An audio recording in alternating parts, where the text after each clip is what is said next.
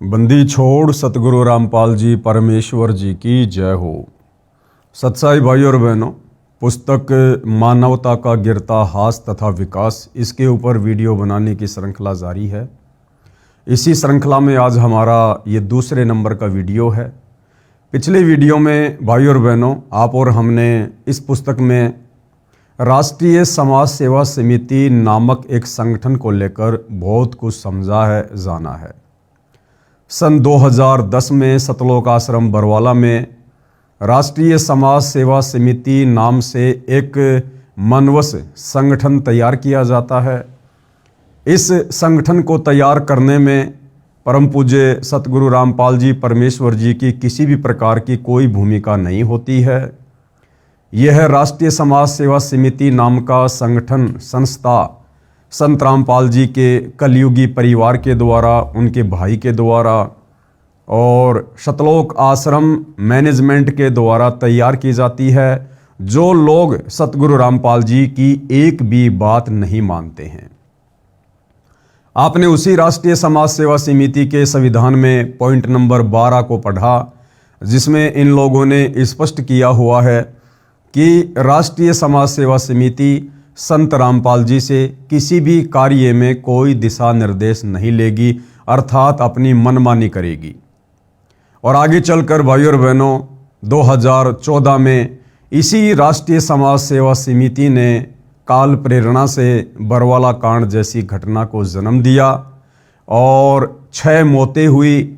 उन मौतों का मुकदमा निर्दोष सतगुरु रामपाल जी के ऊपर लगा और उस मर्डर के मुकदमे में वे आजीवन कारावास की सज़ा भुगत रहे हैं। साथ में राष्ट्रीय समाज सेवा समिति ने बेचारे नादान भोले भाले भक्तों को गुरु का आदेश बताकर काले कपड़े पहनाकर जो कमांडो बनाया था, उस प्राइवेट आर्मी को बनाने के चलते सतगुरु रामपाल जी पर एक देशद्रोह का मुकदमा भी लगा, जिसमें अभी तक वे जेल में हैं।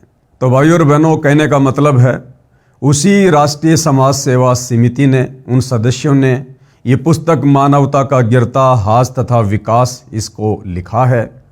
तो आप और हमने भाई और बहनों इस पुस्तक में से निष्कर्ष निकालना है कि भक्ति मार्ग से संबंधित, इस सत भक्ति मार्ग में हमारी आत्मा के कल्याण से संबंधित जो बातें अच्छी होंगी उन्हें हम स्वीकार कर लेंगे, और जो बातें सतगुरु रामपाल जी परमेश्वर जी के सत्संगों के विरुद्ध होंगी, उनके ज्ञान के विरुद्ध होंगी, उनको हम छोड़ देंगे, क्योंकि गुरुदेव भगवान ने हमें सत और असत का निर्णय करने के लिए तत्व ज्ञान दिया हुआ है।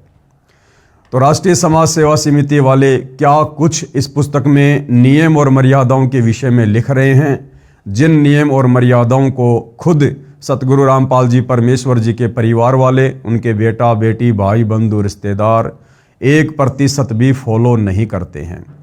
तो क्या कुछ ये लोग नियमों के विषय में लिख रहे हैं, उसके ऊपर आज हम आगे चर्चा करेंगे। उससे पहले पूज्य गुरुदेव भगवान का आशीर्वाद प्राप्त करेंगे, परमेश्वर जी का जयकारा लगाएंगे। बंदी छोड़ सतगुरु रामपाल जी परमेश्वर जी की जय हो।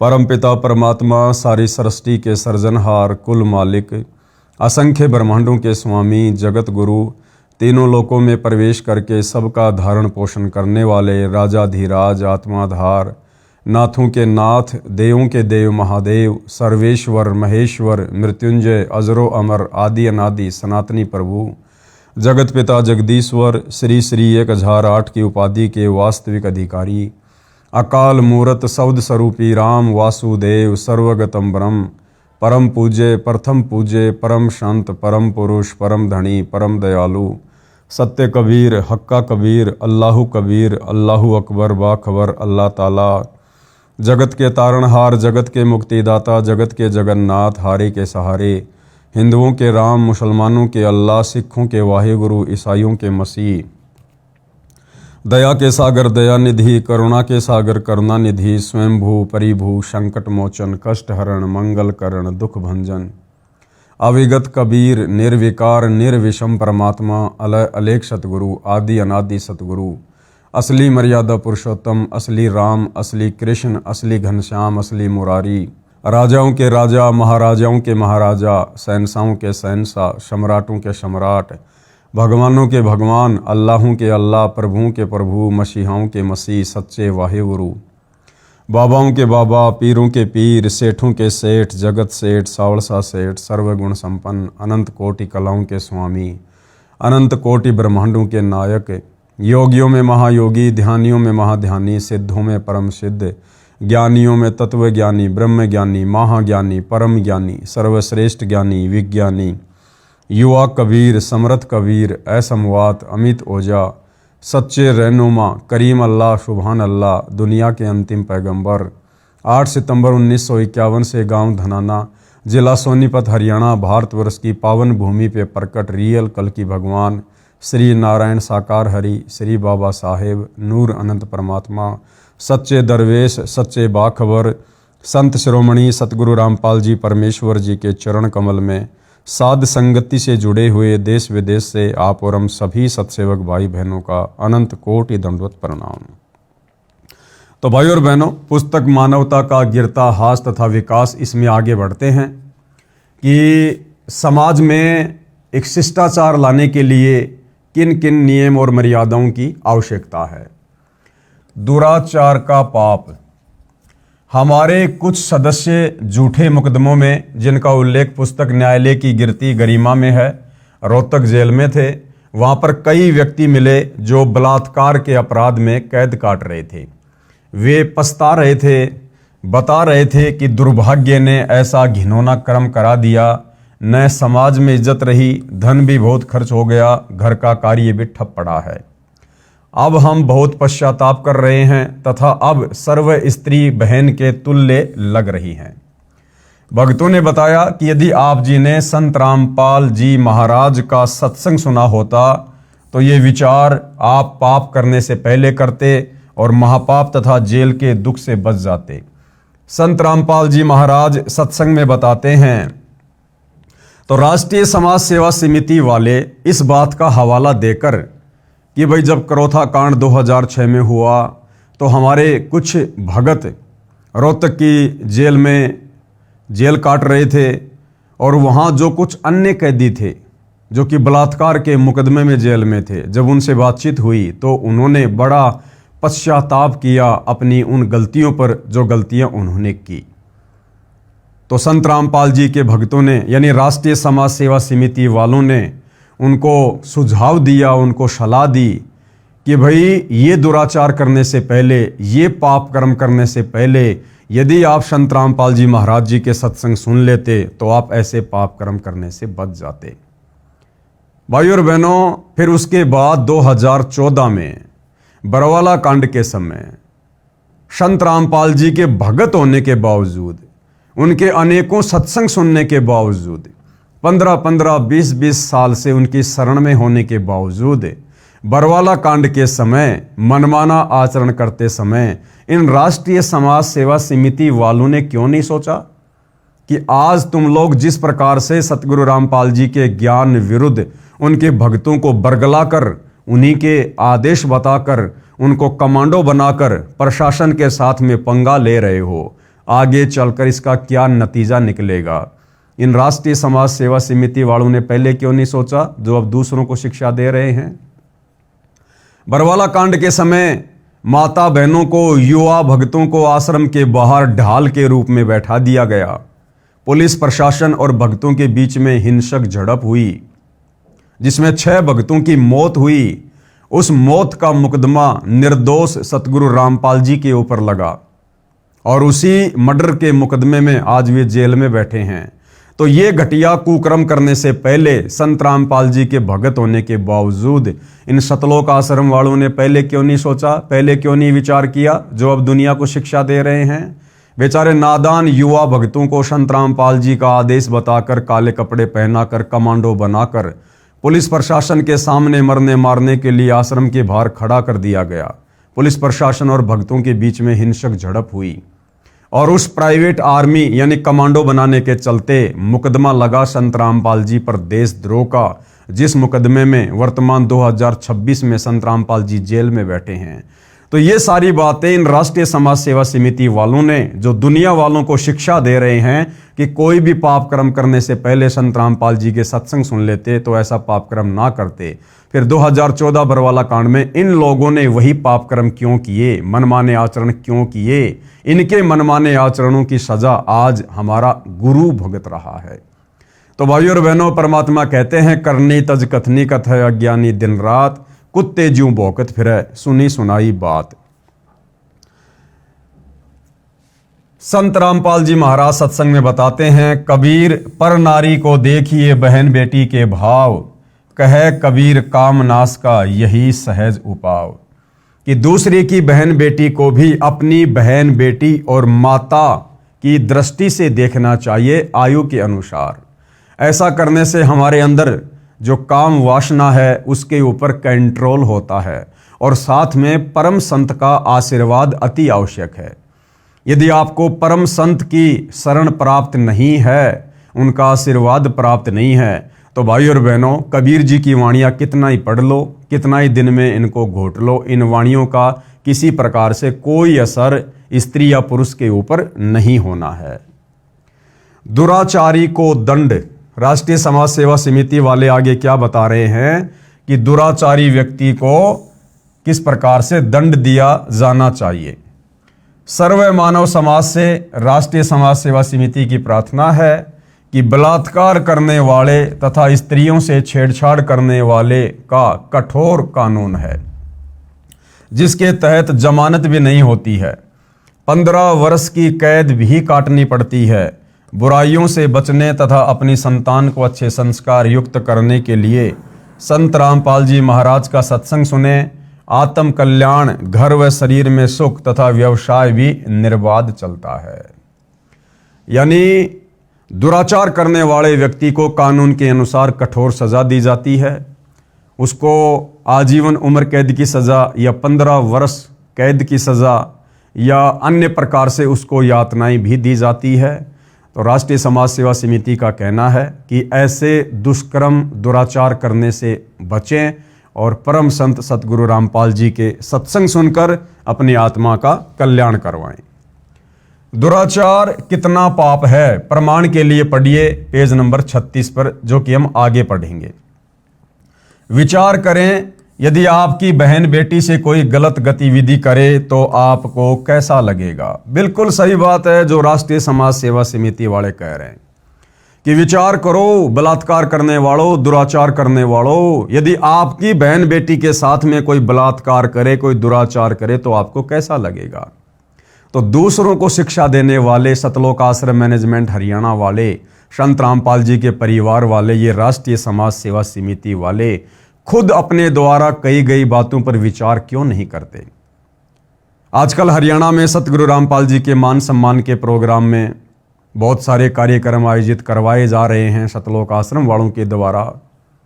एक कार्यक्रम इन्होंने गांव धीरणवास जिला हिसार में आयोजित करवाया और आप सबको पता है इन राष्ट्रीय समाज सेवा समिति वालों ने, सतलोक आश्रम वालों ने संत रामपाल जी के उस मान सम्मान के कार्यक्रम में जवान जवान लड़कियों को सरेआम स्टेज पर खड़ा करके दुनिया के सामने नचवाया, लोगों का मनोरंजन करवाया।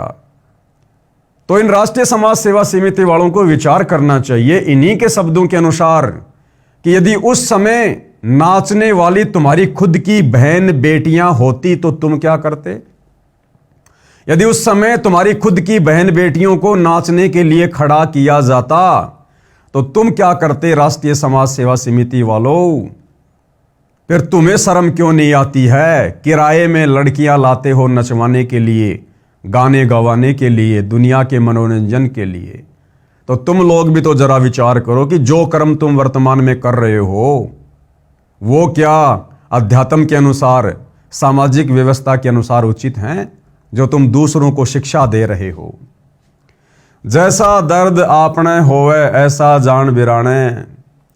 अधिक ज्ञान के लिए पढ़ें पुस्तक के पेज नंबर 36 का विवरण। वर्तमान के संत शास्त्र विरुद्ध ज्ञान तथा नाम मंत्र प्रदान कर रहे हैं। सर्व संतों से प्रार्थना करेंगे कि आप जी अपने द्वारा बताई गई साधना मंत्रों का प्रमाण बताइए कि वे शास्त्र प्रमाणित हैं। यदि नहीं है तो आप जी श्रद्धालुओं का जीवन नष्ट ना करें। राष्ट्रीय समाज सेवा समिति वाले, सतलोक आश्रम वाले दुनिया भर के नकली संतों को क्या शिक्षा दे रहे हैं कि आप वर्तमान में जो साधना भगत समाज को बता रहे हैं, सुमरण करने के लिए जो मंत्र दे रहे हैं, आप इनका कोई शास्त्रों से प्रमाण दीजिए, अन्यथा लोगों के जीवन को बर्बाद ना कीजिएगा। तो हम साध संगति से जुड़े भाई बहन, इन राष्ट्रीय समाज सेवा समिति वालों से, संत रामपाल जी के परिवार वालों से हम भी प्रार्थना करते हैं कि आप लोगों ने संत रामपाल जी की गैर हाजिरी में धनाना गांव में जो बैडमिंटन का स्टेडियम बनवा दिया गेम खेलने के लिए, क्या सतगुरु रामपाल जी के भक्ति मार्ग में, उनकी पुस्तकों में, उनके सत्संगों में या कबीर जी के भक्ति विधान में कहीं इस बात का कोई प्रमाण है कि भक्तों ने गेम वगैरह खेलना चाहिए या दुनिया को गेम खिलाने के लिए उनका सहयोग करना चाहिए? क्योंकि भक्ति मार्ग में गलत काम करना या दूसरों से करवाना या करने में सहयोग देना सब महापाप के समान है। तो आप सतलोक आश्रम वालों ने जो गांव धनाना में बैडमिंटन का स्टेडियम बनवा कर दे दिया गांव वालों को, क्या ये उचित है? किसी शास्त्र में इसका कोई प्रमाण है? आप सतलोक आश्रम वालों ने परशुराम की जयंती में, जो कि आन उपासना के अंतर्गत आती है, हजारों भक्तों को बैठा दिया, क्योंकि उस दिन वहां पर हरियाणा के मुख्यमंत्री जी ने आना था। तो आप सतलोक आश्रम वालों ने लगभग 500 से 700 हरियाणा रोडवेज की बसों में भक्तों को बैठाकर परशुराम की जयंती में रोहतक के पैरावर में बैठा दिया। क्या इसका प्रमाण सतगुरु रामपाल जी के किसी सत्संग में या किसी उनके द्वारा लिखी गई पुस्तक में इस बात का प्रमाण है कि भक्तों ने किसी भी महापुरुष की रैली में या किसी भी महापुरुष की जयंती पर या किसी भी महापुरुष के धाम पर, जो कि काल के द्वारा भेजे गए हैं, वहां जाने का कोई विधान है क्या? फिर आप लोगों ने परशुराम की जयंती में परशुराम के धाम पर संत रामपाल जी के भक्तों को क्यों बैठाया? क्यों उनकी मर्यादा तोड़वाई? क्या कहीं इस बात का कोई उल्लेख है? बताइए। आप लोगों ने राजस्थान के गैंगस्टर आनंदपाल सिंह की सीबीआई जांच के समर्थन में राजस्थान के अजमेर में और हरियाणा के भिवानी में राजपूत करणी सेना की रैली में हजारों संत रामपाल जी के भक्तों को बैठाया, उनकी मर्यादा तोड़वाई, उनके दान धर्म का पैसा चंदे के रूप में दिया। क्या इस बात का प्रमाण, कोई उल्लेख संत रामपाल जी के सत्संगों में है कि भक्तों ने गुंडों की सीबीआई जांच का समर्थन करना चाहिए? अरे तो राष्ट्रीय समाज सेवा समिति वालों, दुनिया को उपदेश देने से पहले आप भी तो विचार करो कि आप लोग खुद संत रामपाल जी के भक्ति मार्ग के विरुद्ध खड़े होकर क्या क्या कुकर्म कर रहे हो।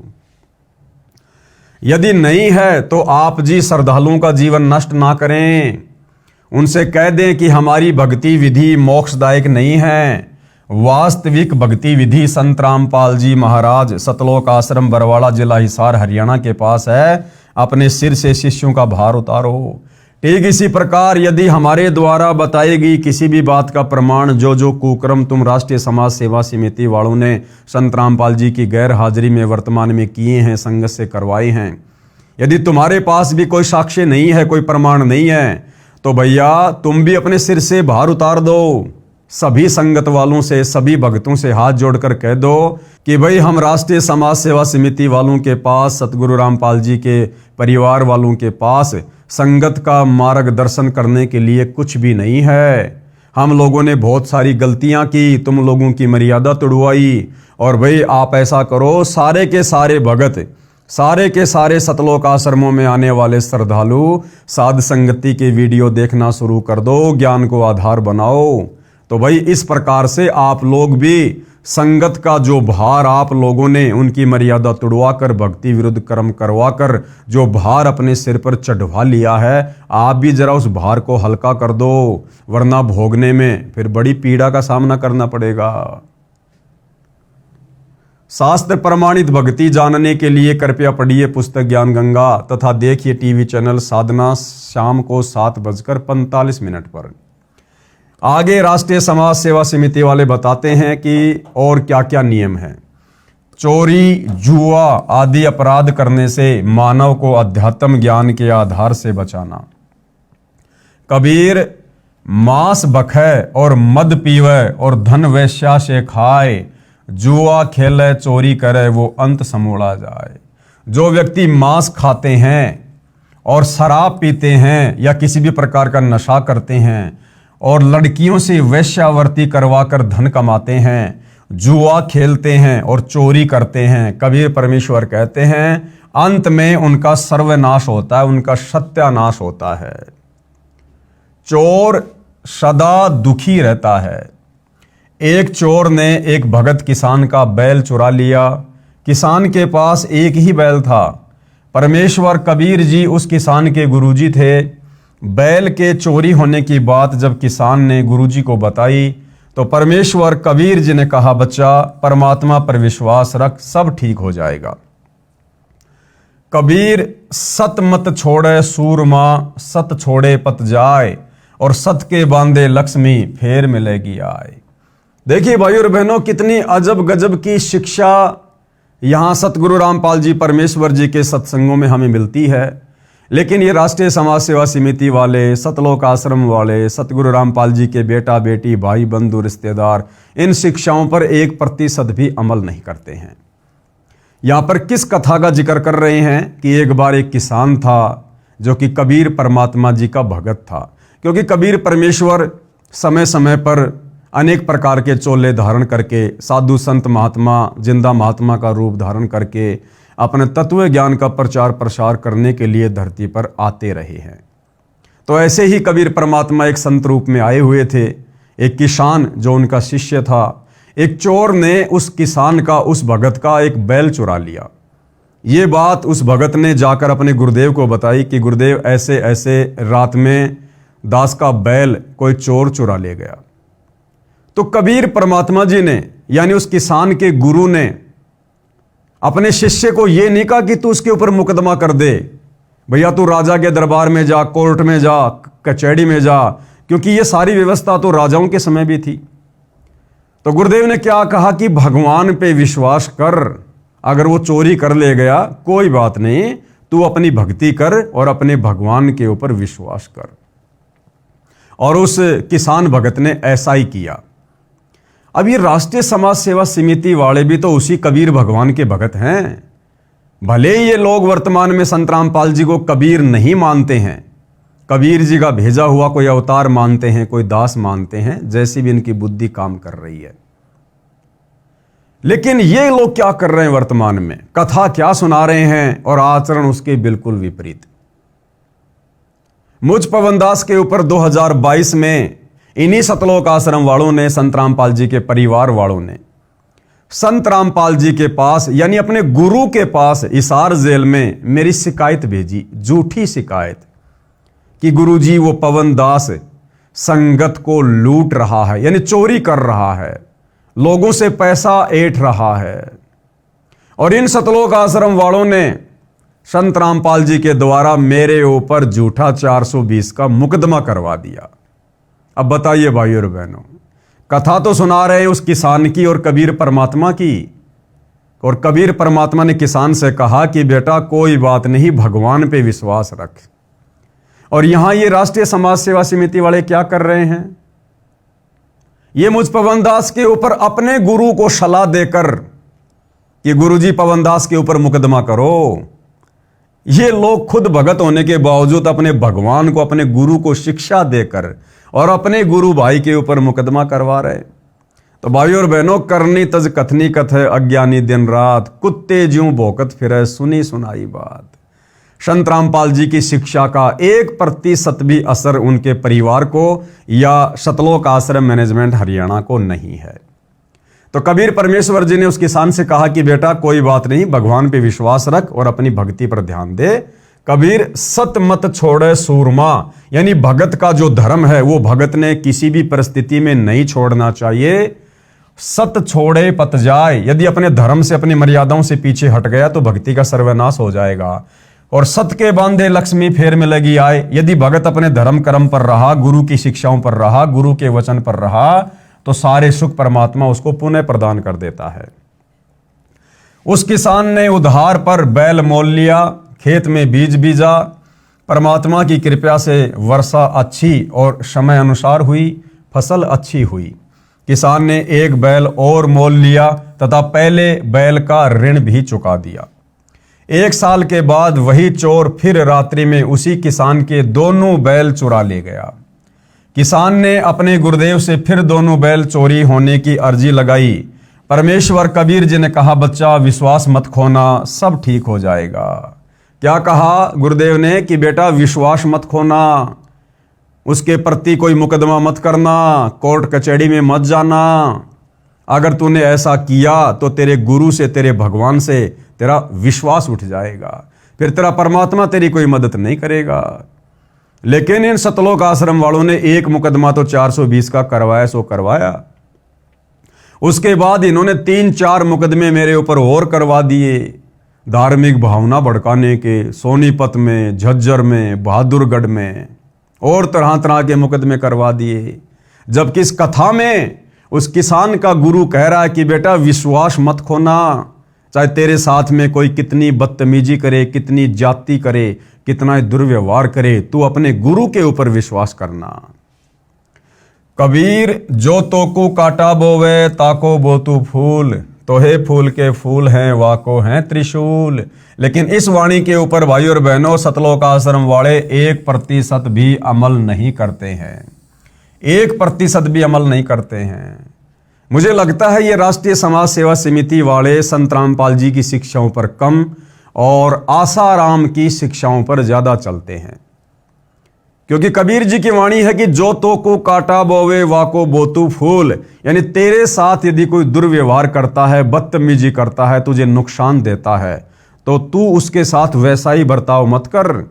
अगर तेरी राह में कोई कांटे बिछा रहा है, उसकी राह में तू फूल बिछा। यानी तेरे विषय में कोई गलत सोचता है तो तू उसके विषय में अच्छा सोच, समय आने पर तेरे लिए अच्छा होगा और उसके लिए वो कांटों के समान होगा।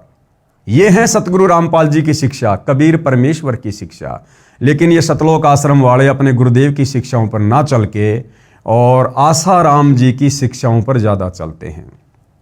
भाई और बहनों, आपको आसाराम जी का एक छोटा सा वीडियो दिखाता हूं जिसमें वो किसी सभा में कह रहे हैं इसी वाणी का उल्टा अर्थ पेश करके।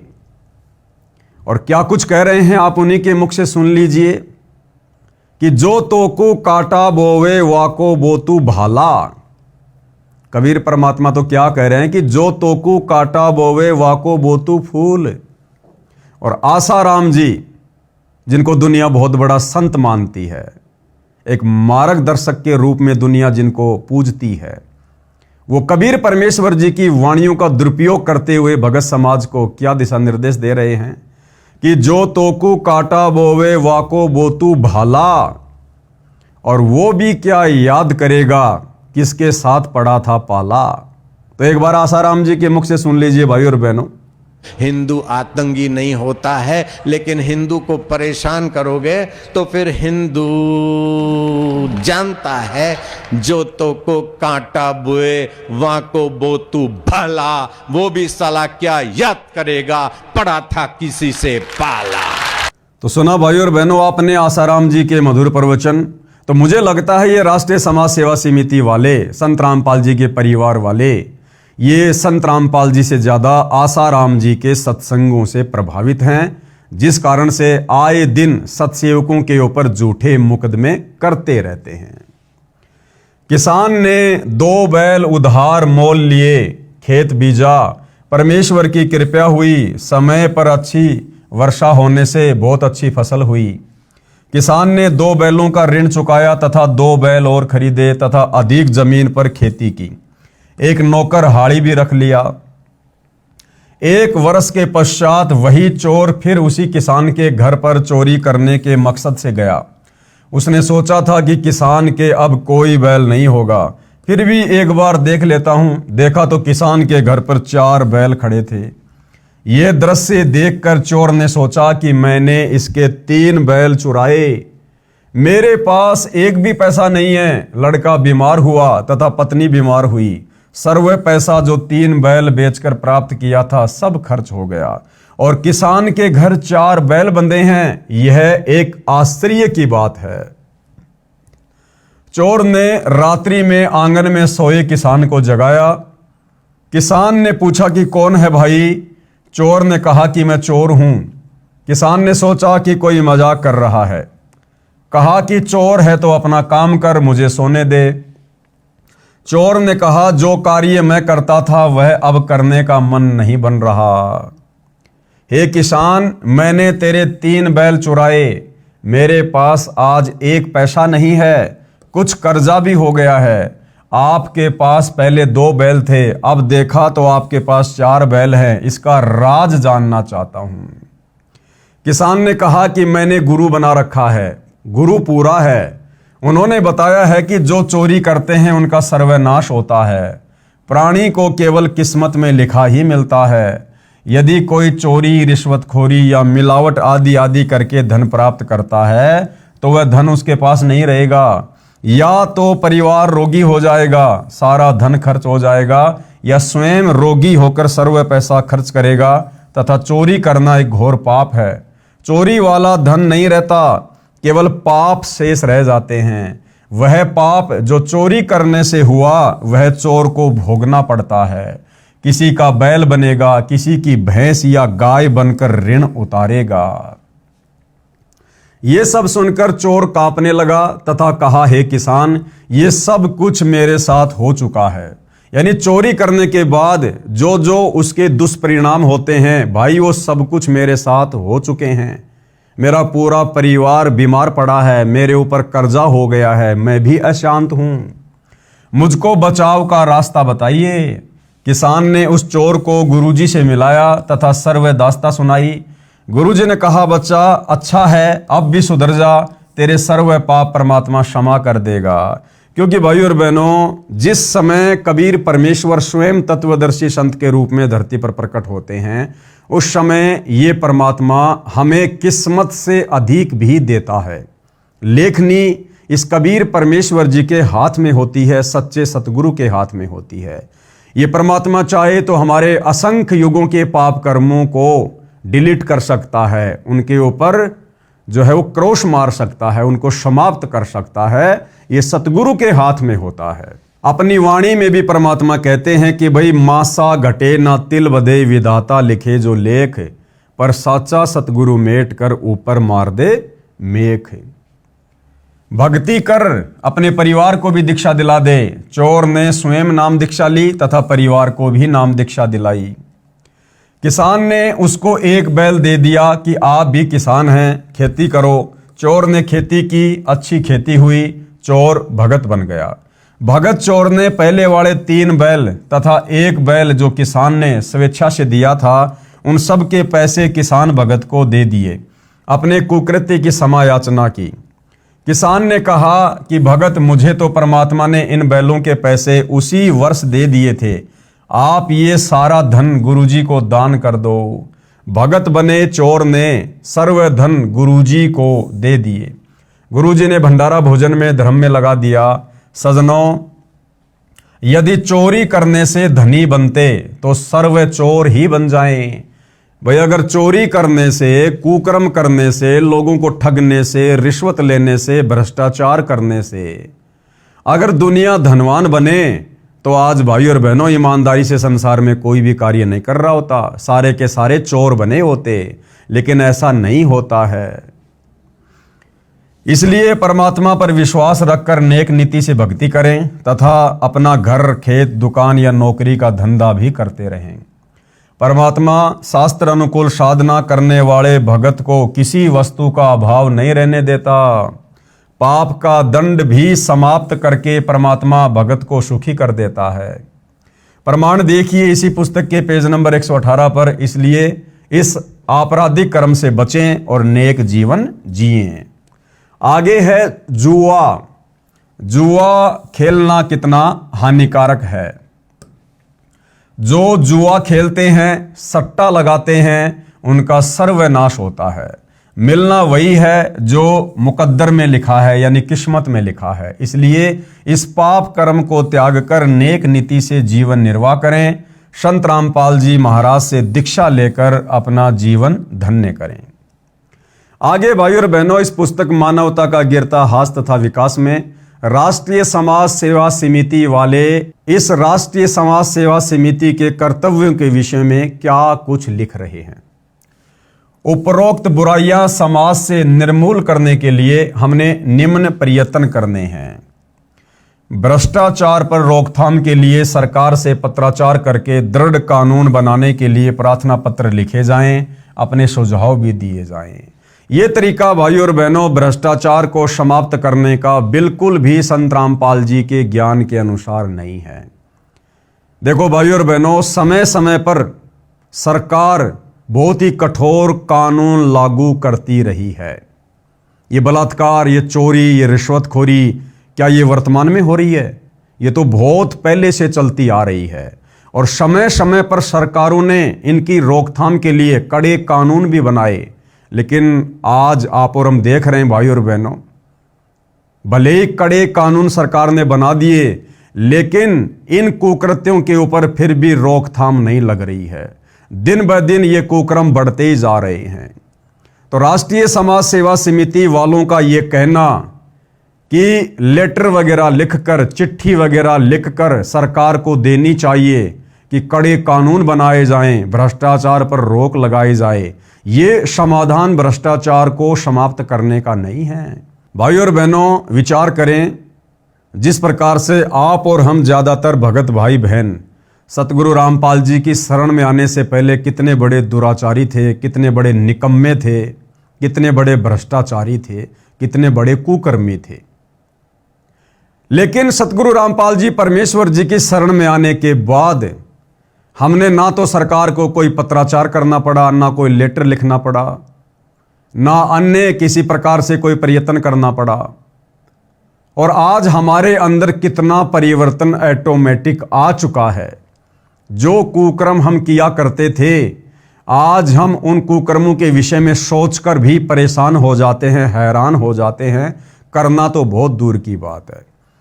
तो ये सारा सब कुछ कैसे हुआ? इतना परिवर्तन कैसे संभव हुआ? सतगुरु रामपाल जी के सत्संग सुनकर, उनकी शरण में आकर और उनके बताए अनुसार मर्यादित सत भक्ति करने से।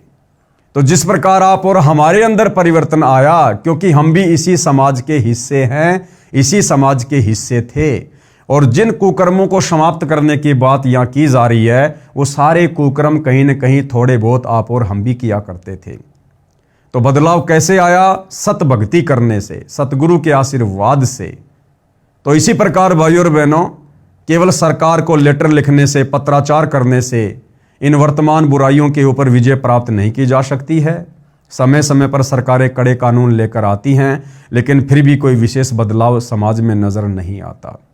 तो राष्ट्रीय समाज सेवा समिति वालों का ये जो तरीका है, ये बिल्कुल ज्ञान विरुद्ध है, ये गलत है। यदि समाज को ये लोग सुधारना चाहते हैं, तो सबसे पहले इन राष्ट्रीय समाज सेवा समिति वालों को संत रामपाल जी के सत्संगों को गहनता से समझना होगा। उसके बाद अपने ऊपर उन सत्संगों को अमल में लाना होगा और फिर समाज को संत रामपाल जी के सत्संग सुनने का सुझाव देना होगा। क्योंकि भाइयों और बहनों, परमात्मा जी कहते हैं कि जब तक हम अपने गुरुदेव के वचनों पर अमल नहीं करेंगे, तो हमारे द्वारा दिए गए सुझाव अन्य लोगों के ऊपर कारगर सिद्ध नहीं होंगे, यानी हमारे शब्दों का दूसरों के ऊपर खास प्रभाव नहीं होगा। तो राष्ट्रीय समाज सेवा समिति वालों को, संत रामपाल जी के परिवार वालों को चाहिए कि भाई दुनिया को फोकट में सुझाव देने से पहले आप लोग संत रामपाल जी के सत्संगों को गहनता से सुनिए, समझिए और पहले आप उनकी शिक्षाओं पर अमल कीजिए। पहले आप गुरुदेव की शिक्षाओं को अपने ऊपर लागू कीजिए। पहले आप एक अच्छे भगत बनिए, अच्छे नागरिक बनिए, अपने आचार विचार व्यवहार में परिवर्तन लाइए। उसके बाद आप दूसरों को शिक्षा दीजिए, और वो भी सतगुरु जी के ज्ञान के अनुसार, ना कि इस प्रकार से सरकारों को लेटर लिखने वाली। लेटर लिखने से परिवर्तन नहीं होता। भ्रष्टाचार पर रोकथाम के लिए सरकार से पत्राचार करके दृढ़ कानून बनाने के लिए प्रार्थना पत्र लिखे जाएं, अपने सुझाव भी दिए जाएं। और भाइयों और बहनों, इन राष्ट्रीय समाज सेवा समिति वालों ने सन 2014 बरवाला कांड के बाद संत रामपाल जी की लाखों की संगत से लाखों की संख्या में लेटर लिखवा कर भारत सरकार को स्पीड पोस्ट करवाए गए, कई लाखों रुपया भगत समाज का बर्बाद करवाया गया। मैं इन राष्ट्रीय समाज सेवा समिति वालों से पूछना चाहता हूं, क्या किसी प्रकार का कोई परिवर्तन हुआ? लगभग 10 से 15 लाख लेटर भगत समाज से प्रधानमंत्री के नाम लिखवाए गए थे। लाखों रुपया भगत समाज का स्पीड पोस्ट करवाकर बर्बाद करवाए गए थे। क्या तुम्हारे इस प्रकार से, इस सुझाव से क्या सरकार ने किसी भी प्रकार के कानून में कोई फेरबदल किया? तो भाई आप लोगों ने हमेशा से संगत का बिगाड़ा किया है, बिगाड़ा। सेना देश की सीमा पर तैनात रहती है। यदि कोई शरारती तत्व देश की सीमा को लांघता है तो सेना युद्ध करके खदेड़ देती है, युद्ध करती है, उसमें चाहे जान भी चली जाए। इसी प्रकार राष्ट्रीय समाज सेवा समिति ने कार्य करना है। देखो कौन सी विधि से कार्य करना है। भारतीय सेना का उदाहरण दे रहे हैं कि हमने जबरन लड़ाई झगड़ा करके अगर कोई ना मानेगा तो भी हमने डंडे उठा लेने हैं, क्योंकि पहले ये लोग कह चुके हैं भाई और बहनों पॉइंट नंबर 12 में कि राष्ट्रीय समाज सेवा समिति संत रामपाल जी से किसी भी कार्य में कोई दिशा निर्देश नहीं लेगी। और यहां भगत समाज को क्या सुझाव दे रहे हैं? भारतीय सेना का उदाहरण देकर कि अगर कोई असामाजिक तत्व है सीमाओं को लांघने का प्रयास करेगा तो सेना उसको जबरन खदेड़ देती है। अब सेना उसको कैसे खदेड़ेगी? डंडे मारेगी, गोलियां मारेगी, तोप चलाएगी। सेना के पास तो यही उपाय है। तो कह रहे हैं इसी प्रकार से राष्ट्रीय समाज सेवा समिति वाले सदस्य करेंगे। और भाई और बहनों इन्होंने वैसा ही किया। सन 2014 बरवाला कांड में बेचारे भोले भाले भक्तों को संत रामपाल जी के झूठे आदेशों की आड़ में कमांडो बना दिया। उनके हाथों में लठ, पत्थर, पेट्रोल, बम पकड़ा दिए। और जो प्रशासन वहां पर संत रामपाल जी को अरेस्ट करने के लिए आया था, उन प्रशासन वालों के सामने बेचारे नादान भक्तों के हाथों में डंडे देकर मरने मारने के लिए खड़ा कर दिया।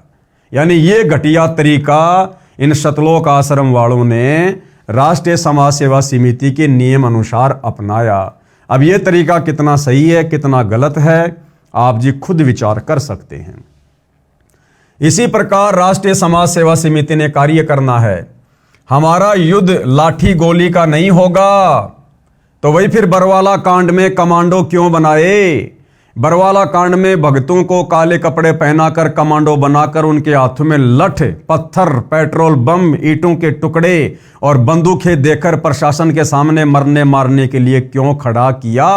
अगर तुम्हारा यह तरीका नहीं है तो हमारा संघर्ष कानून के अंतर्गत संवैधानिक तरीके से चलेगा। तो बरवाला कांड में भक्तों को काले कमांडो बनाकर पुलिस वालों के सामने डंडे देकर मरने मारने के लिए खड़ा करना कौन सा कानूनी तरीका था भाई? कौन सा संवैधानिक तरीका था? इसलिए भाई और बहनों दास बार बार कहता है कि करनी तज कथनी कथ है अज्ञानी दिन रात, और कुत्ते ज्यों भौंकत फिरे सुनी सुनाई बात। हमारा संघर्ष कानून के अंतर्गत संवैधानिक तरीके से चलेगा। हम किसी को मार नहीं सकते, क्योंकि घुसपैठिया भ्रष्टाचारी विदेशी नहीं है, ये स्वदेशी है, अपने भाई बहन तथा बुजुर्ग हैं। अरे तो वो पुलिस वाले हमारे भाई बहन नहीं थे क्या, जिनके ऊपर तुम लोगों ने बेचारे नादान भक्तों से डंडे बरसाए, पत्थर बरसाए, 300 पुलिस वालों के घुटने फोड़ दिए? वो कोई घुसपैठिए थे क्या? वो हमारे देश के नहीं थे क्या? वो हमारे भाई बहन नहीं थे क्या? सख्त तथा उपयोगी कानून बनाने के लिए सरकार यदि सीधे सीधे नहीं मानती है तो उसके लिए यदि जेल भी जाना पड़े या समाज हित में जान भी जाए तो परमार्थ के लिए शहीद होने से भी पीछे नहीं हटेंगे। ये बिल्कुल गलत है भाइयों और बहनों। हमें ये मनुष्य शरीर परमात्मा ने सत भक्ति करके आत्मा का कल्याण करवाने के लिए दिया है।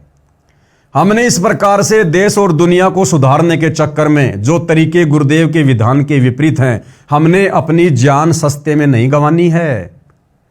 ये तो बेबुद्धि के लोग हैं, सतलोक आश्रम वाले, संत रामपाल जी के बेटा बेटी, भाई बंधु रिश्तेदार, ये तो अपना कुछ भी नियम बना के डाल देंगे यहाँ पर। हम लोगों ने इनके नियमों के अनुसार नहीं चलना। यदि हम संत रामपाल जी के फॉलोवर हैं तो हमने संत रामपाल जी के द्वारा बताए गए नियमों पर ही चलना है। हम क्यों अपनी जान देंगे भाई और बहनों? अरे जिस दिन हम सुधर जाएंगे, हमारा परिवार सुधरेगा, परिवार सुधरेगा तो एक ना एक दिन वो समाज भी सुधरेगा, वो गांव भी सुधरेगा, गांव सुधरेगा तो एक ना एक दिन वो देश भी सुधरेगा। तरीका ये है, रोडों पर खड़े होकर रैलियां करके, धरने प्रदर्शन करके और जबरदस्ती सरकार से पंगा लेकर हमने सस्ते में जान नहीं देनी। परमात्मा कहते हैं ये देही सस्ती नहीं, महंगी रत्नों मोल, ये तो रत्नों से भी महंगी है। मानव जन्म दुर्लभ है, ये मिले न बारंबार, जैसे तरवर से पत्ता टूट गिरे बहुर न लगता डार। तो भाइयों और बहनों, ये जितने भी नियम बताए जा रहे हैं, ये सारे के सारे नियम इस राष्ट्रीय समाज सेवा समिति के हैं और सतगुरु रामपाल जी के ज्ञान से इनका एक भी नियम मेल नहीं खाता है। तो हम लोगों ने इस राष्ट्रीय समाज सेवा समिति अर्थात संत रामपाल जी के परिवार के अनुसार नहीं, हमने तो सतगुरु रामपाल जी के द्वारा दिखाए गए रास्ते पर चलना है। कबीर तरवर यानी वृक्ष, सरवर यानी सरोवर और संतजन और चौथा बरस में और परमार्थ के कारणे चारों धारें दे। कबीर नर संसारी लगन में दुख सह करोड़ा और परमार्थ के कारणे जितना सह उतना थोड़ा। तो ये जो वाणी है भाइयों और बहनों कबीर परमात्मा की, जिसका उल्टा अर्थ ये राष्ट्रीय समाज सेवा समिति वाले निकाल रहे हैं कि नर संसारी लगन में दुख सह करोड़ा, यहां पर सुख इन्होंने गलती से लिख दिया है। नर संसारी लगन में दुख सह करोड़ा और गुरु शरण और परमार्थ में जो सह सो थोड़ा। यानी कबीर परमात्मा कह रहे हैं कि एक सांसारिक व्यक्ति अपनी रोजी रोटी के चक्कर में, बच्चों को पढ़ाने के चक्कर में, अपनी सामाजिक व्यवस्थाओं के चक्कर में, भौतिक सुख सुविधाओं के चक्कर में, काम धंधे के चक्कर में करोड़ों दुख सहन करता है, लेकिन फिर भी हार नहीं मानता। इसी प्रकार जब हमें गुरु जी की भक्ति मिल जाए, गुरु जी की शरण प्राप्त हो जाए, तो भक्ति को सफल करने के लिए गुरु के नियमों पर चलते हुए, संघर्ष करते हुए यदि भगत ने करोड़ों दुख भी सहन करने पड़े तो भी थोड़े हैं। अरे वो संसारिक व्यक्ति जो करोड़ों दुख सहन कर रहा है, उसको कुछ नहीं मिलना, अंत में गधा का गधा रहेगा, 84 में जाएगा, नरक भोगेगा। और हमें तो भक्ति करके सब कुछ मिलेगा, मोक्ष मिलेगा, परलोक मिलेगा। तो उसमें यदि हम कितने ही कष्ट क्यों ना सहें, वो भी थोड़े हैं। भगत ने संघर्ष करते हुए हार नहीं माननी चाहिए। इस वाणी का अर्थ तो ये है। और ये सतलोक आश्रम वाले इस वाणी का क्या अर्थ निकाल रहे हैं कि यदि सरकार सीधे सीधे हमारी बात नहीं मानेगी, भ्रष्टाचार को समाप्त नहीं करेगी, तो हम लोग अपनी जान भी दे देंगे। हम सारे कष्ट सहेंगे, धरने करेंगे, रैलियां करेंगे, प्रदर्शन करेंगे, डंडे खाएंगे, डंडे भी मारेंगे, जेल में भी जाएंगे, मरना पड़े तो मर भी जाएंगे, सारे कष्ट सहन करेंगे। भाइयों और बहनों, इन्हीं राष्ट्रीय समाज सेवा समिति वालों ने सन 2014 बरवाला कांड से पहले संत रामपाल जी की शिक्षाओं के विरुद्ध होकर सतलोक आश्रम बरवाड़ा में भक्तों को कुछ पर्चे बांटे गए थे। वो पर्चा उस समय मुझदास के हाथ भी लगा था और उस पर्चे में इन लोगों ने साफ साफ लिखा हुआ था कि सार नाम प्राप्त भक्तों को जब भी आदेश मिले राष्ट्रीय समाज सेवा समिति से किसी भी मीटिंग में आने का, कहीं भी जाने का, किसी भी सेवा का, यदि वो खाना खा रहा हो तो खाने को बीच में छोड़कर पहले सेवा में जाएगा। और यदि उस भगत को सीने पर गोली भी खानी पड़े तो भी पीछे नहीं हटेगा। अब बताओ भाइयों और बहनों, सतगुरु रामपाल जी ने सन 1994 से अपने भक्ति मार्ग की शुरुआत की। क्या कभी गुरुदेव भगवान ने इस प्रकार से कभी कोई बातें कही? क्या गुरुदेव भगवान ने कभी इस प्रकार का कोई सख्त आदेश अपने भक्तों को दिया? कभी नहीं। तो ये सारे के सारे उल्टे कर्म सतगुरु रामपाल जी के रहते सहते भी और आज उनकी गैर हाजिरी में ये राष्ट्रीय समाज सेवा समिति वाले कर रहे हैं, उनके परिवार वाले कर रहे हैं। तो भाई और बहनों, हमने तो शिक्षा लेनी है। आज हमें गुरुदेव भगवान ने इस योग्य बना दिया, अपना तत्व ज्ञान देकर हम सही और गलत का निर्णय कर सकते हैं। कौन भक्ति मार्ग में रक्षक है, कौन भक्षक है, हम इसका भली भांति निर्णय कर सकते हैं और इसी आधार से फिर हमने भक्ति मार्ग पर चलना है। इसके अतिरिक्त मानव समाज तथा सरकार में कार्यरत अधिकारियों, कर्मचारियों, राजनेताओं, जजों तथा सरकार के मंत्रियों आदि आदि को अध्यात्म ज्ञान जो परमात्मा का विधान है उससे भी परिचित करवाना है। उसके लिए धार्मिक पुस्तक ज्ञान गंगा का प्रचार करना है। और इन्हीं राष्ट्रीय समाज सेवा समिति वालों ने 2014 बरवाला कांड के समय उन जजों के खिलाफ पुस्तकें लिखकर, जजों को गालियां निकालकर, अभद्र भाषाओं का प्रयोग करके न्यायालय की गिरती गरिमा, भ्रष्ट जज कुमारक पर ऐसी ऐसी पुस्तकें लिखकर भक्तों के माध्यम से इस ज्ञान गंगा पुस्तक के बजाय उन पुस्तकों को उन जजों की टेबल के ऊपर रखवाया गया। उन पुस्तकों को पढ़कर वो जज भड़के और उन्हें संत रामपाल जी के खिलाफ गैर जमानती वारंट निकाला। और उसी के चलते भाइयों और बहनों ये बरवाला कांड हुआ।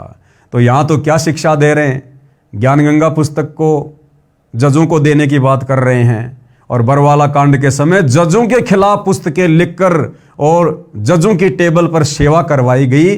उसके बाद उन जजों ने भी बरवाला कांड में अच्छे से राष्ट्रीय समाज सेवा समिति वालों की जेल में डालकर सेवा करवा दी।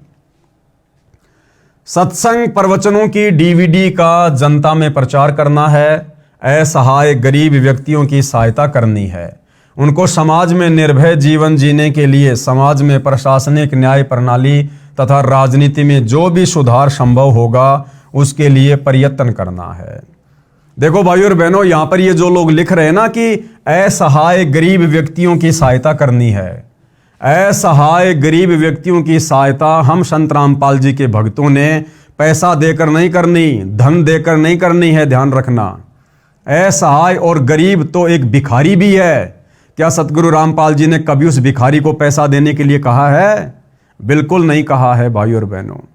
यदि कोई असहाय और गरीब आपके घर पर आ जाता है, आप उसको खाना खिलाइए। उसके कपड़े फटे पुराने हैं तो आप उसको पहने हुए कपड़े दीजिए, नए कपड़े भी नहीं देना आपने बिल्कुल भी। अगर वो उनको बेच के उन पैसों का दुरुपयोग करेगा वो दोष भी हमें लगेगा। तो गुरुदेव भगवान तो हमें इस कदर सावधानियां बता रहे हैं, और ये राष्ट्रीय समाज सेवा समिति वाले सीधा सीधा कह रहे हैं कि गरीब और असहाय व्यक्तियों की सहायता करनी है। लेकिन ये नहीं लिखा कि किस प्रकार से सहायता करनी है। लेकिन इनका मकसद वही है भाइयों और बहनों, जिस प्रकार ये वर्तमान में अन्नपूर्णा मुहिम के तहत लोगों के 15-15 लाख के मकान बनवा रहे हैं, फ्री में लोगों के घरों में राशन डलवा रहे हैं, तो ये तरीका भक्ति मार्ग के अनुसार नहीं है। हमने इस प्रकार से यदि लोगों को फ्री में बांटना शुरू कर दिया तो भाइयों और बहनों वो भार उन लोगों का हम भक्तों के ऊपर चढ़ेगा, और हमारा भार भी उन लोगों के ऊपर चढ़ेगा, और ये काल हमें कभी भी मोक्ष का मार्ग नहीं देगा। जिस किसी को परमार्थ के लिए किए जाने वाले संघर्ष से डर लगे वह इस समिति का सदस्य ना बने। भाई बिल्कुल मत बनना भाइयों और बहनों। हम तो सतगुरु रामपाल जी के भगत बन गए, हमारे लिए तो वो ही बहुत कुछ है, और इसमें सब कुछ आ जाएगा। सतगुरु रामपाल जी की भक्ति में परमार्थ भी आ गया, स्वार्थ भी आ गया, आत्म कल्याण भी आ गया, सब आ गया भाई।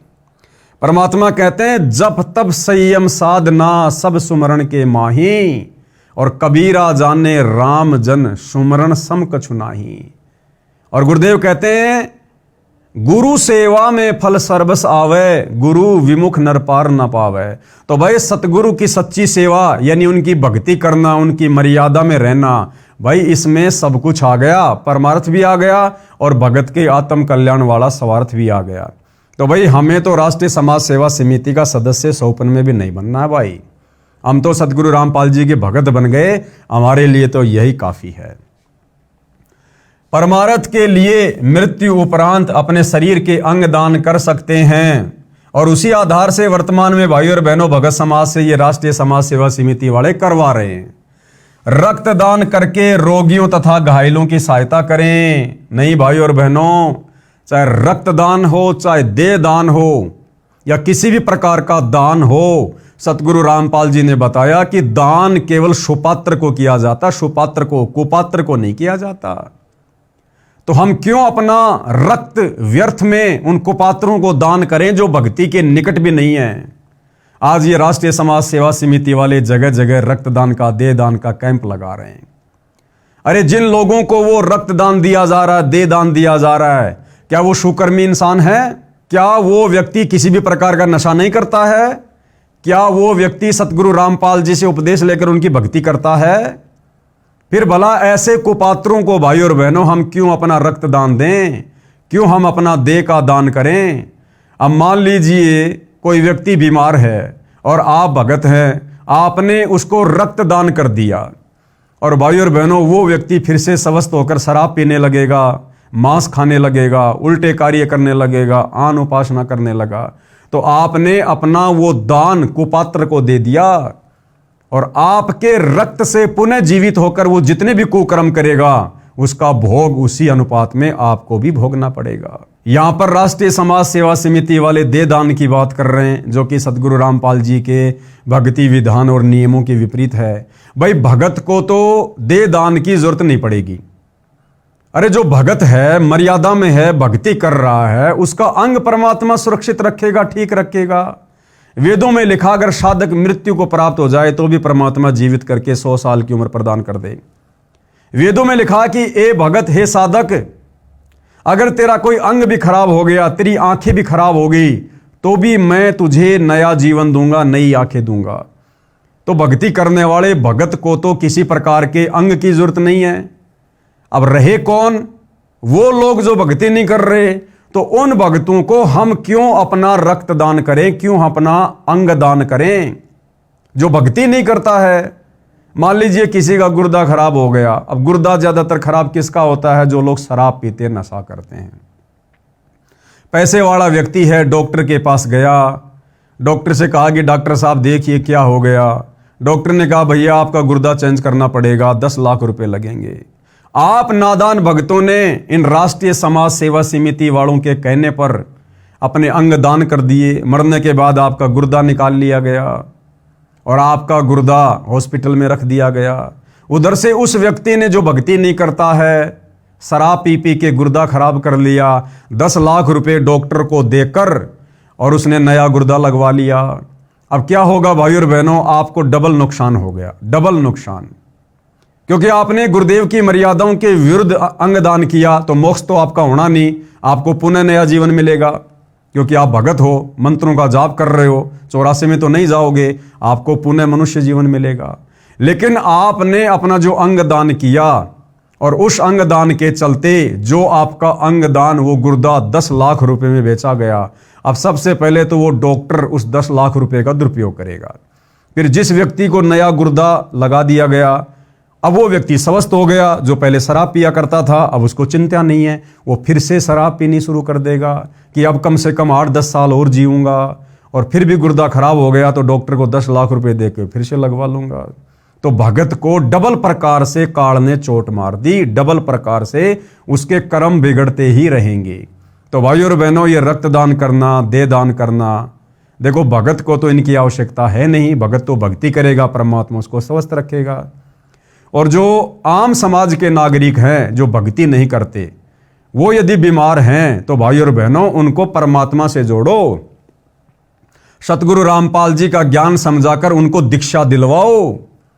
फिर आपको ना तो रक्तदान की जरूरत पड़ेगी, ना दे दान की जरूरत पड़ेगी। जब वो नाम दीक्षा लेकर संत रामपाल जी के पास जाएगा, अपनी व्यथा बताएगा, तो आप और हम भाई बहन इंटरव्यू में क्या देखते हैं? मैं बहुत बीमार था, मेरा गुर्दा खराब था, मैं कैंसर का रोगी था, डॉक्टर ने कहा था कि तू मरेगा, नहीं बचेगा। जैसे ही मैंने संत रामपाल जी से नाम लिया, उनके पास गया, गुरुदेव ने आशीर्वाद दिया, उसी समय मैं स्वस्थ हो गया। तो क्यों ना हम ये तरीका अपनाएं? ना अपनी दुर्गति करवाने की जरूरत पड़ेगी, ना गुरु का वचन तोड़ने की जरूरत पड़ेगी। तो भाई और बहनों, हमने अपने गुरुदेव के दिखाए रास्ते अनुसार चलना है। इन राष्ट्रीय समाज सेवा समिति सतगुरु रामपाल जी के मंदबुद्धि परिवार के दिखाए रास्ते पर नहीं चलना है। तो भक्ति मार्ग में दे दान करना, रक्तदान करना, यह किसी भी प्रकार से उचित नहीं है। समिति का सदस्य बनने के लिए शर्तें। अब राष्ट्रीय समाज सेवा समिति वाले क्या कह रहे हैं कि यदि आपने इस समिति का सदस्य बनना है तो हमारे कुछ नियम हैं, कुछ शर्तें हैं। अब भाई और बहनों, अभी तक की वीडियो में आपको समझ में आ गया होगा कि हम तो भाई सौपन में भी ऐसी समिति का सदस्य नहीं बनने वाले हैं। बाकी जो बनना चाहे तो उन लोगों के लिए क्या क्या नियम है सुन लीजिएगा। राष्ट्रीय समाज सेवा समिति का सदस्य बनने के लिए निम्न शर्तें हैं। सबसे पहली क्या शर्त है? आध्यात्मिक ज्ञान को समझने के लिए संत रामपाल जी महाराज के सत्संग साधना टीवी पर शाम 7:45 पर सुने तथा पुस्तक ज्ञान गंगा पढ़ें। पुस्तक निःशुल्क मंगवाने के लिए संपर्क सूत्रों इतने नंबरों पर अपना पूरा पता SMS करें। यदि आपको ज्ञान अच्छा लगे तो आप संत रामपाल जी महाराज से दीक्षा प्राप्त करें। अर्थात यदि ज्ञान अच्छा ना लगे और आप यदि संत रामपाल जी के भगत नहीं बनते हैं तो भी इन लोगों के अनुसार आप राष्ट्रीय समाज सेवा समिति के सदस्य बन सकते हैं, जो कि गुरुदेव के नियमों के विपरीत है। नंबर 2, शतनाम प्राप्त दीक्षित व्यक्ति ही सदस्य बन सकेगा। क्या कह रहे हैं कि सत्य नाम प्राप्त दीक्षित व्यक्ति ही सदस्य बन सकता है। और भाइयों और बहनों, इस समिति का जो पॉइंट नंबर 8 है, उस पॉइंट नंबर 8 में इन्होंने क्या लिखा हुआ है? यहां तो क्या कह रहे हैं कि जो व्यक्ति संत रामपाल जी से उपदेश लेकर और शतनाम प्राप्त कर लेगा, वो व्यक्ति राष्ट्रीय समाज सेवा समिति का मेंबर बनेगा, सदस्य बनेगा। और पॉइंट नंबर 8 में क्या लिखा इन्होंने कि कोई भी व्यक्ति जिसने नाम दीक्षा नहीं ले रखी है वो भी सदस्य बन सकता है। ये नियम नंबर 8 है। राष्ट्रीय समाज सेवा समिति का पदाधिकारी केवल शतनाम प्राप्त भगत ही बन सकता है। सदस्य बिना नाम लिए हुए भी बन सकता है, जो समिति के नियमों को पूर्ण तौर से पालन करेगा। अर्थात इन राष्ट्रीय समाज सेवा समिति वालों ने काल प्रेरणा से इस राष्ट्रीय समाज सेवा समिति के अंदर जिसने बरवाला कांड में मुख्य भूमिका निभाई है, इस समिति में भाइयों और बहनों संत रामपाल जी के परिवार वालों ने बाहर के लोगों की भी एंट्री करवाई। यानी जो लोग भगत नहीं थे उन लोगों को भी राष्ट्रीय समाज सेवा समिति से जोड़ा गया। करनी तज कथनी कथय अज्ञानी दिन रात, कुत्ते ज्यों भौंकत फिरे सुनी सुनाई बात। समिति के सदस्य के लिए सर्वप्रथम दीक्षित होना अनिवार्य है तथा निम्न मर्यादाओं का पालन करना अनिवार्य होगा। यदि निम्न मर्यादाओं का पालन नहीं कर पाएगा तो उसकी सदस्यता भंग कर दी जाएगी। समिति का सदस्य बनने वाले भगत के लिए मर्यादा, क्या क्या मर्यादा भाई ध्यान से सुन लेना। जीव हमारी जाति है, मानव धर्म हमारा, हिंदू मुस्लिम सिख ईसाई धर्म नहीं कोई न्यारा। अब बताओ भाइयों और बहनों, अरे हम संत रामपाल जी भगवान के शिष्य बने या राष्ट्रीय समाज सेवा समिति के सदस्य बने? अरे वर्तमान में 90% भगत समाज के लिए संत रामपाल जी का भगत बनकर उनकी नियम और मर्यादा निभाना तो कठिन हो रहा है, ऊपर से राष्ट्रीय समाज सेवा समिति वालों का सदस्य बनकर इनकी भी मर्यादा निभाओ, तो भाइयों और बहनों मेरे हिसाब से तो ये बिल्कुल भी जायज नहीं है। प्रिय भक्तजनों, आज से लगभग 5000 वर्ष पहले कोई भी धर्म या अन्य संप्रदाय नहीं था। ना हिंदू, ना मुस्लिम, ना सिख और ना ईसाई थे, केवल मानव धर्म था। लेकिन जैसे जैसे कलयुग का प्रभाव बढ़ता गया वैसे वैसे हमारे में मतभेद होता चला गया।